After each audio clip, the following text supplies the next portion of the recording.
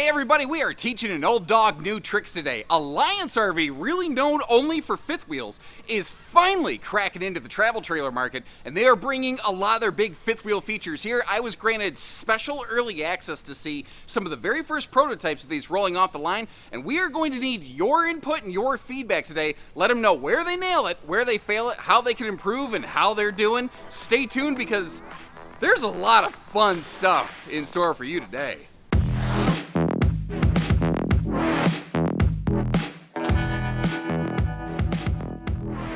But first, proper introductions. Hello, everyone. My name is Josh the RV Nerd with Bish's RV, and we are down here at Alliance. We're actually in their lamination facility today, getting our very first look, a sneak peek today at the new Alliance Delta Travel Trailer Series.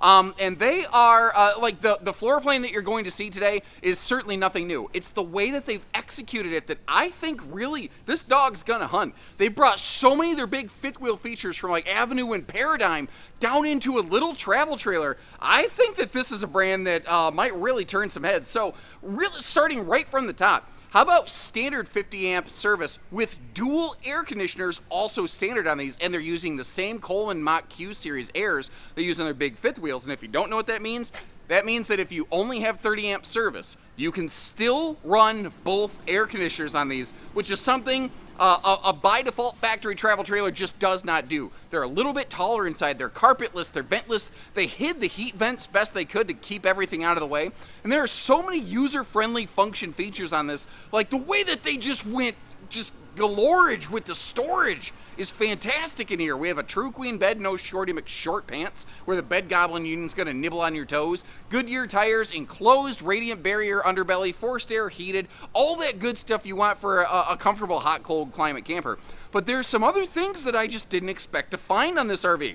Like the fact that it has like all aluminum and composite walls and floor. There's no like wood, generally speaking, in the wall or floor construction on this. Fully walkable roof with the heaviest factory built-on roof ladder rating that I think I've ever seen anybody do, and a bunch of other good things. Now, I really want to preface the fact, what we are looking at today is one of their very first prototypes of this Delta series right here. And it's not flawless, it's not perfect, this is not the final iteration. They invited me down to get this early access footage to get your feedback.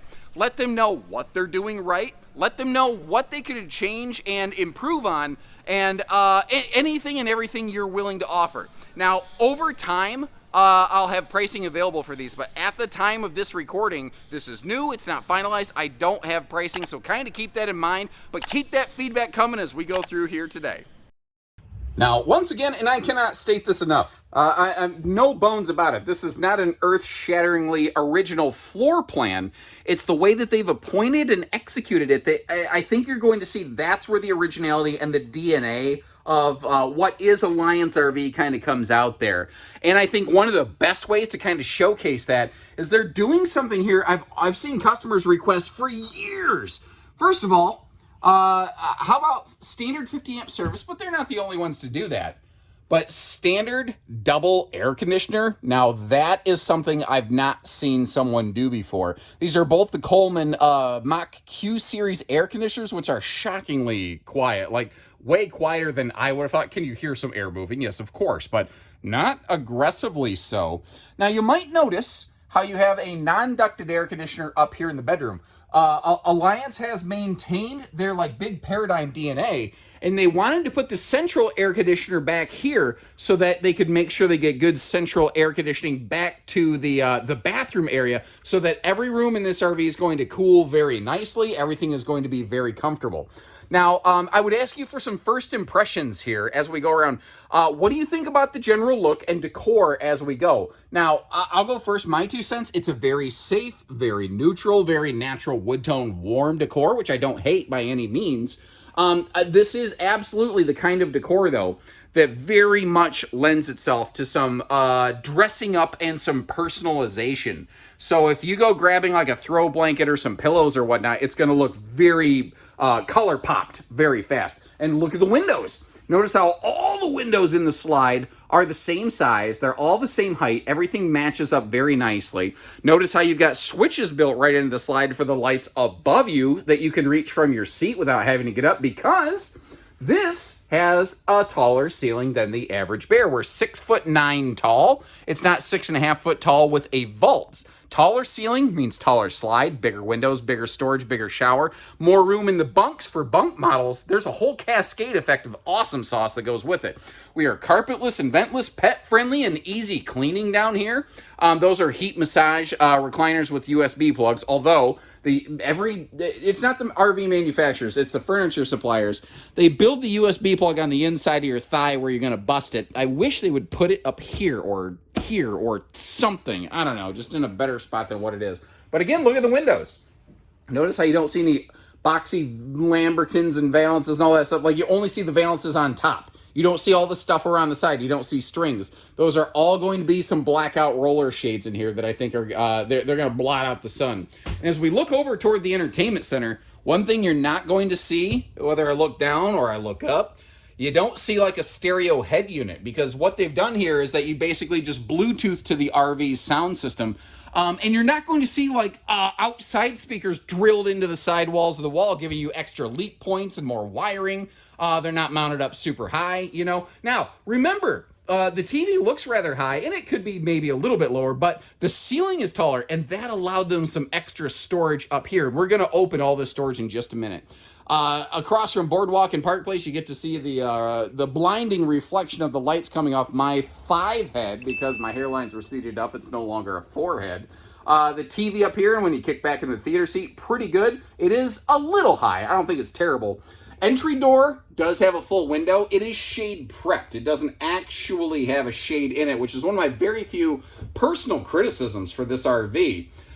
When we come down here, though, you're not going to see the Tootsie Toast and toenail, burning kind of fireplace thing. Instead, what you're going to see is just some redonkulous storage. But first, I wanted to kind of give you a look from the driver's seat. When you're sitting at the theater seat, this is what you're kind of looking at right here. And I can't wait to show you a cool little thing they did differently with all that, all the glass inserts on the cabinets there. But while I'm staring over here at the kitchen, I want to point out that down below, you see the stow-a-toe, toe kick storage, so you can really belly up to the bar with that cool indirect lighting, which acts like nighttime air traffic controller lighting.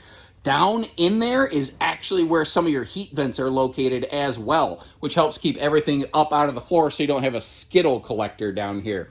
Now, as we start diving into some of the storage, I'm going to actually do this in my old school fashion, where I'm going to talk all the way through all the storage, because they've done some great things here. But first, I love that clutter cutting shoe garage right there, giving you a place to, kick off your shoes right by the door. That is something that I am personally a big fan of. Okay, so first of all, up top here, one of my other personal nitpick criticisms, because I had to go looking for trouble with a map and glasses on this one. They have these soft close overhead doors, so they're not constantly slamming around, and I like that. It's a nice feature.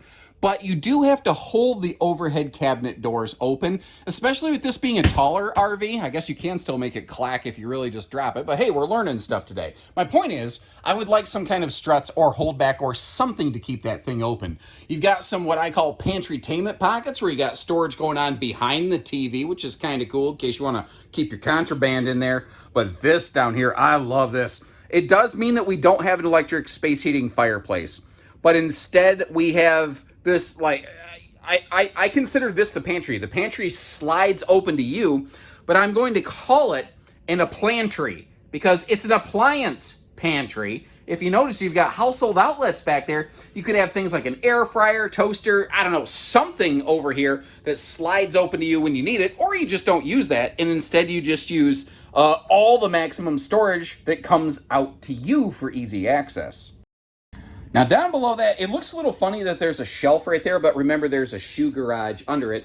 But that's just another deep pocket, very handy. It looks like maybe for some owner's manuals. And I'm just gonna kind of swing that shut with my foot, and notice how even the cabinet doors have a nice little slow close. And this is all magnetic catches, very similar to what you might have seen recently in like our big expensive Brinkley fifth wheel kind of video stuff. They're doing some of those awesome features here. Now down below the oven, they've got a nice large pots and pans drawer, although the sidewall box of that drawer is actually going to grow a little bit taller. It's a little short right now. But speaking of drawers, you got triple big drawers down to the floors. Then you've got this little slide away, hideaway utensil organizer right here. I love this. That is a classic feature I hope we see more of back in the RV industry. There's just, I personally feel there's just, this isn't just like gimmicks and widgets and whiz bangs. This is really good function, really good content for everyday use here. And again, being fair here, something that might matter to some folks and not others. That is a more conventional 16-inch oven. It's not the bigger like 22-inch oven that you find in some trailers. That is the normal size oven you typically find in here. But, you know, that's considered small by some folks. And once again, we do have, with the extra ceiling height, some extra overhead storage, although, again, it does lack any kind of strut to sort of hold itself open. I really like how they threw a shelf in that overhead cabinet, though. With the taller ceiling, they had the opportunity for more storage, and by throwing shelving in there, they were able to really, truly maximize it. Now, if we look down here, the stovetop does not have a side splash next to the refrigerator. That is one of the things I said, hey, if you guys could find a way to do that, oh my lord, chef's kiss, mwah, that would be amazing. But look at the full wrap around the rest of the kitchen, and look where they put the kitchen outlets. So you folks, tell them, did they do it right or not? Because originally they were going to put the outlets up under the overheads to make it look clean. I personally think having the outlets down by the countertop level, for me, that's the better way of doing it. And I love how they thought about a place to put a trash can. So few travel trailers ever do something like that. Now, I mentioned those blackout roller shades earlier. Here, I thought it'd be nice to actually close everything down and give you a real good look at those. They really blot out the sun. Now, they don't have any sort of like, you know, boxing around the windows, which I think looks clean. It can mean a little bit of light slips around the side of them, but for the most part, I think you've got some pretty wicked awesome privacy here. USB house type A and C outlets over here. They're also really being focused on storage around the dinette, but that is potentially one of their major fault points. I did want to show the fact that this can fold down into a sleeper, but sometimes an RV's greatest assets, its greatest liability, and here's what I mean. This is technically a U-dinette, and nothing says you have to leave the table there. You could always pop the table out to use it like a bit of a lounge. It's not as comfy as the theater seat, but I don't know, maybe it can get you through if you're having a bunch of people over.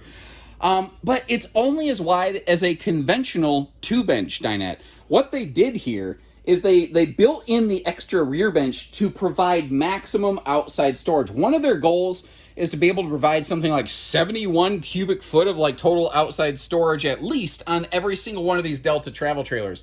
But my concern with that is while the outside storage is nice, this is now basically only a two-person dinette because there's not enough legroom down here for everybody. So what I want to do is I need your input.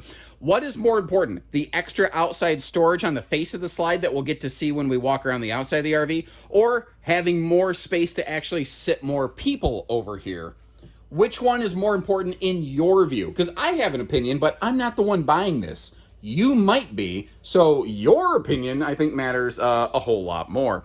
Now, you'll see in both here in the kitchen area, and the stovetop vent hood does exhaust heat outside, by the way, but they added an extra small power vent fan right here. For me, that is begging for an upgrade, and I actually had an idea on this. By default, this RV has a 40-amp charge controller, inverter prep to pretty much every household outlet, and a 200-watt solar panel on the roof. What do you think about the idea of like an extended off-grid package that would expand the solar, put something like a 2,000-watt inverter on this, give you 30-pound propane tanks instead of 20s, and upgrade both of the 4-inch dollar store fart fans to the Fajita Friday Fume Fightin' full-size vent fans? What would you think of like that as a package, understanding it's gonna cost a chunk of money?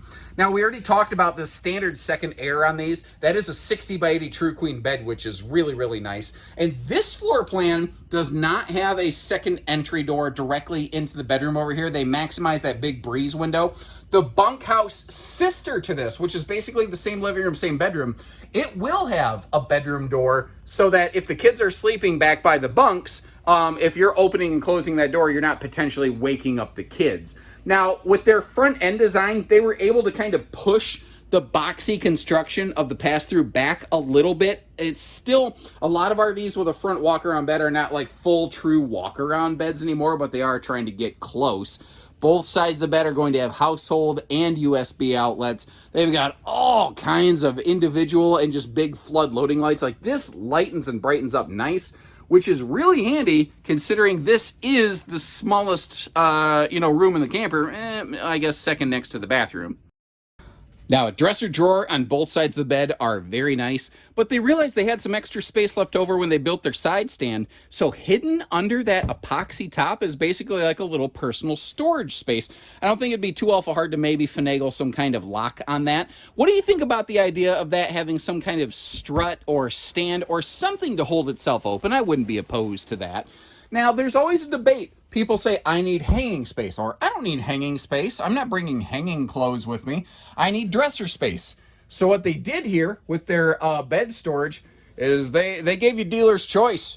You want hanging storage or you want dresser space? You got a removable shelf. You can do whatever you want. And once again, I would personally really like to see some kind of strut for the overhead cabinets, although with their front end design, that is an actual good overhead cabinet. Again, with the magnet holdbacks. But by the way, both sides of the bed do have those cool little, personal storage stands where Jack Sparrow could keep his effects. And then just little things like right by the door at ground level where gravity-friendly people can reach them. They've got a light switch for all the lights in the overhead area. Sometimes it doesn't have to be over the top. Sometimes it's just gotta work, And below the bed, at first I kind of cringed when I saw only a single strut, but they're doing a heavy-duty strut. It works. It's strutting like Bob Seger over here. And if you notice, they've got it's almost like a two-stage sliding drawer kind of storage situation. I've seen some other manufacturers do something similar. Open Range was the first one I saw do that years and years ago. I think some of your Grand Design stuff is pretty famous for doing stuff like that. It's just an extra layer of stuff. You can take it out, you can leave it in there. Nothing says you have to do it. It's just a potential option that you have. Now, one other little nice touch I would like to see, I like how they didn't just go with a cheap plastic strap that buttons in place. You got some actual nice hardware.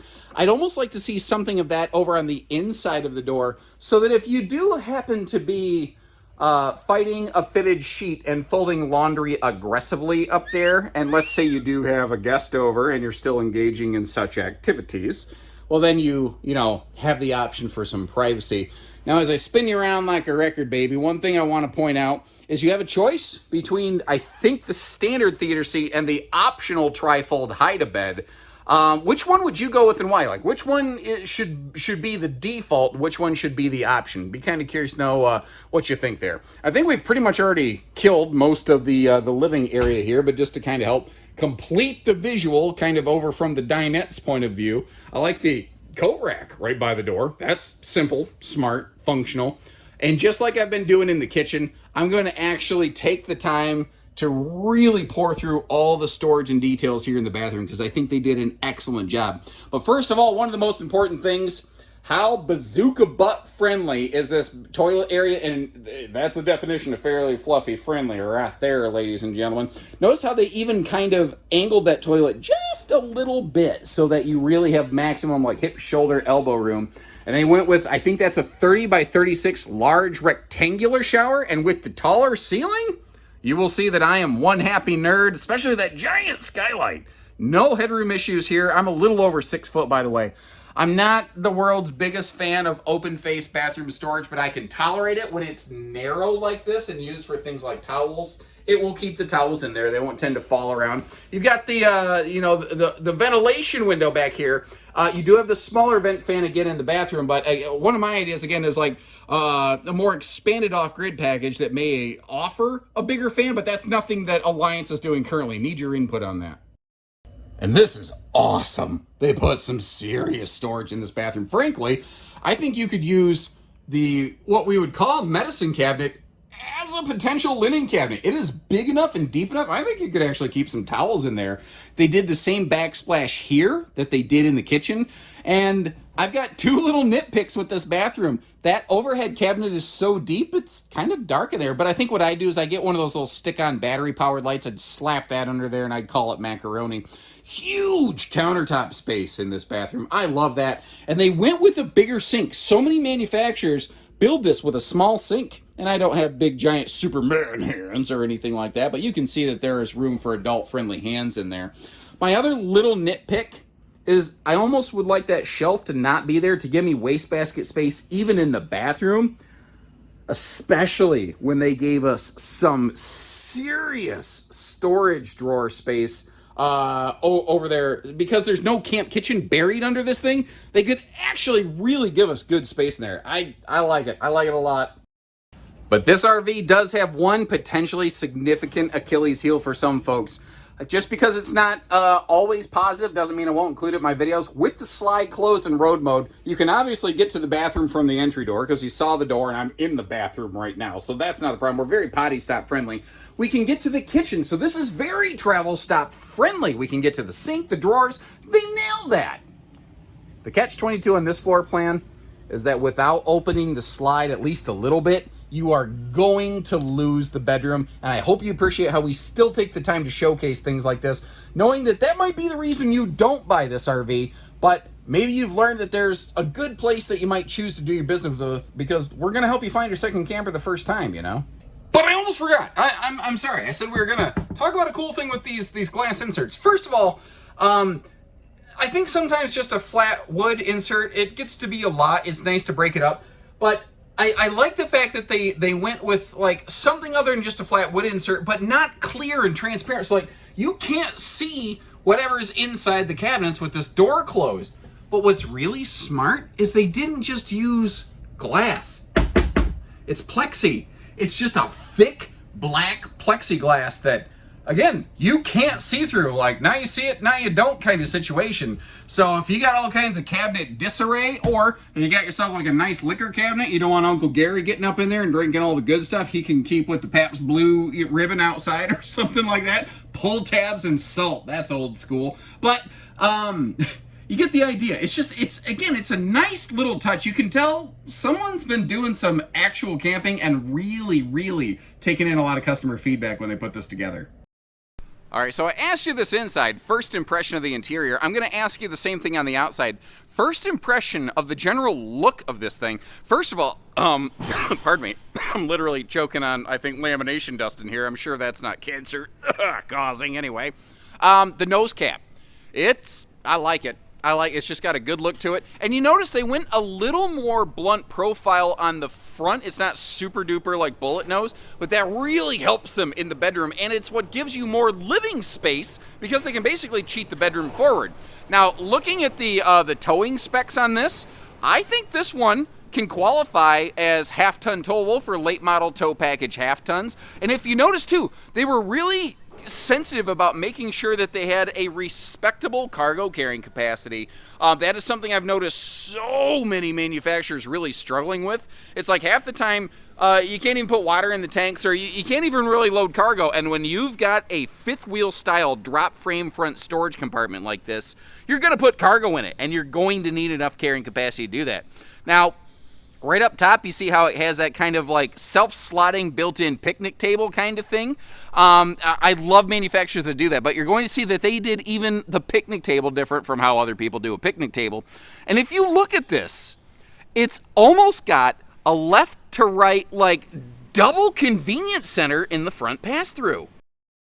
But as is the case with like everything else you've seen on this RV, they went a little bit further. And, you know, a lot of manufacturers will put things like their solar charge controller in a very conspicuous, obvious place, like in the front wall of a pass-through of an RV, because they really want you to see they have a solar controller. But the problem is that makes it vulnerable to damage from shifting cargo.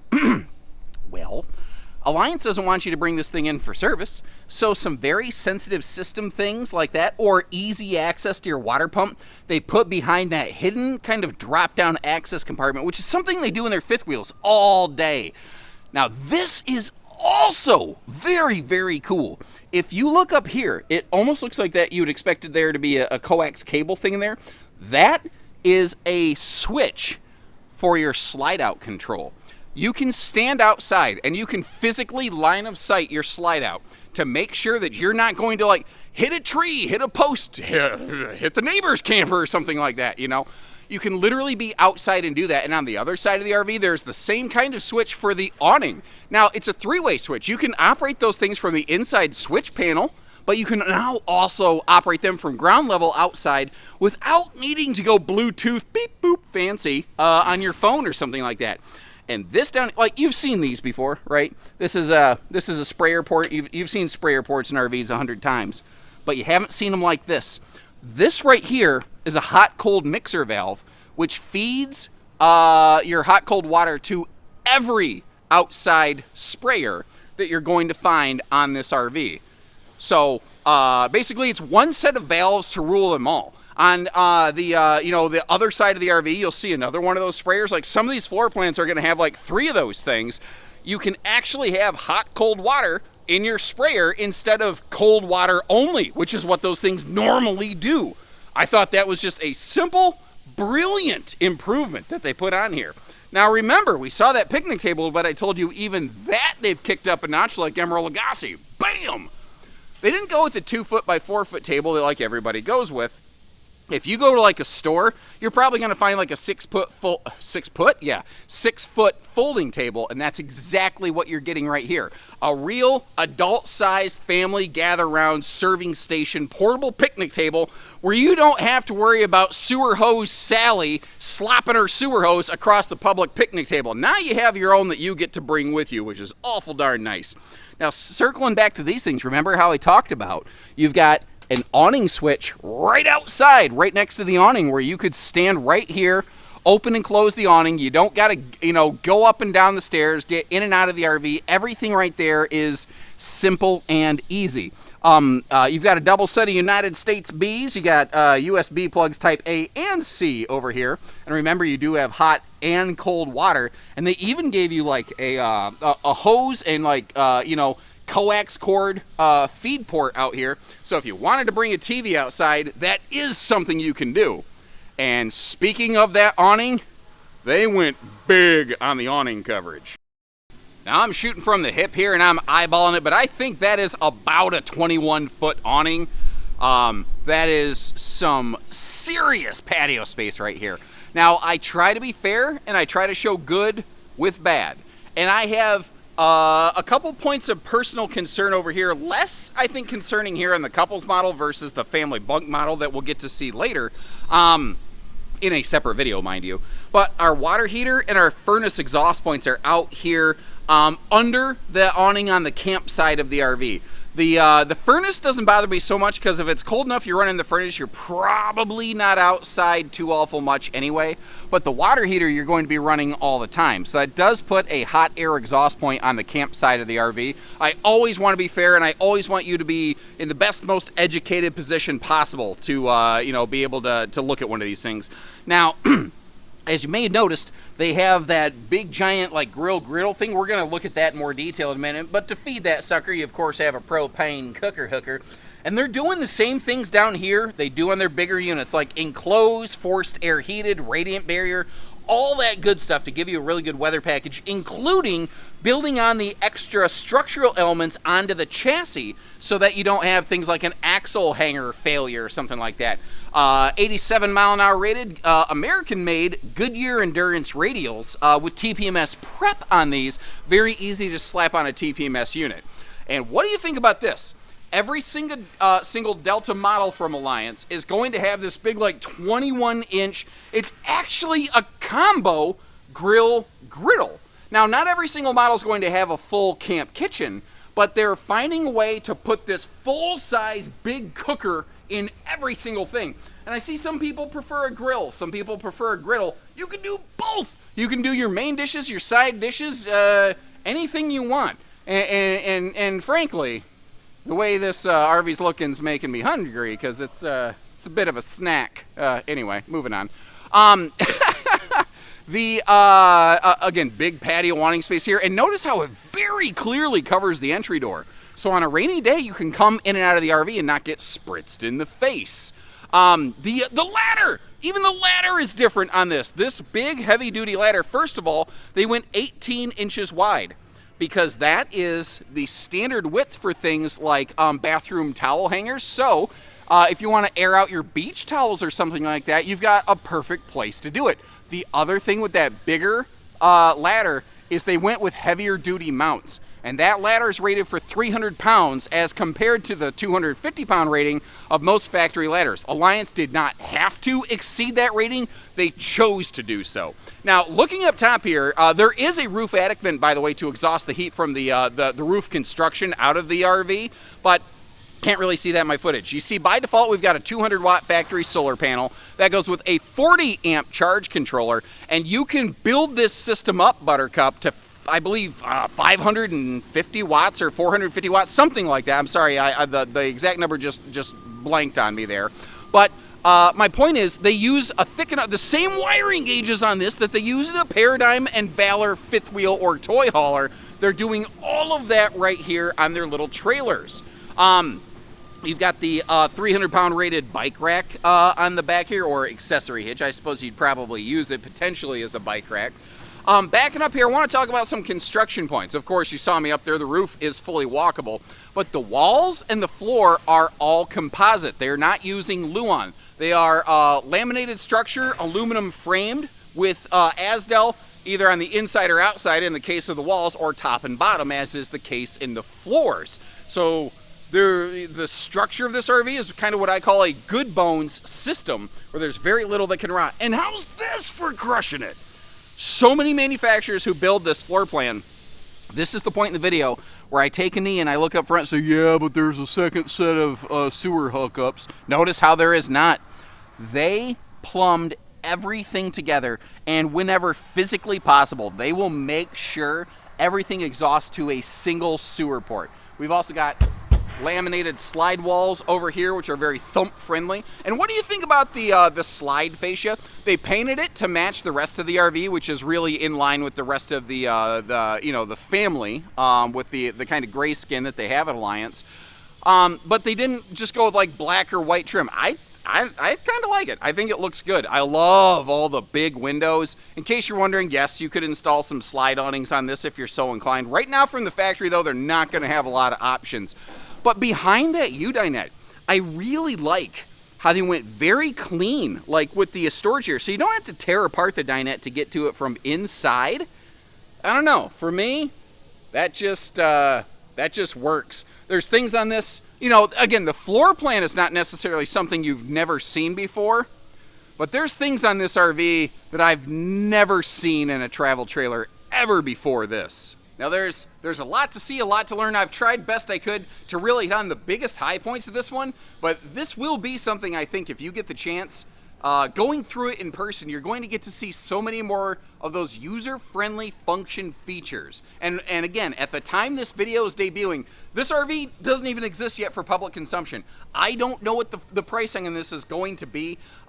Over time, we will have pricing available. You can probably contact our team to get some kind of early estimates on this, but I don't have that information available for you today. I just kind of want to let you know best I can there. But if you've appreciated this early insight information, if you like the fact that your voice helps shape these products, please hit that like button, subscribe to our videos if you're new, and check the links in the description. There are, again, this is a similar floor plan, and I wanted you to be able to get to see some of the other things that are out there so you can really see what they are doing different here. And just on a side nerd note, I can't look at the name Delta and not think of the Chuck Norris Delta Force, but that just takes me back to my childhood, and who doesn't love a good Chuck Norris roundhouse kick?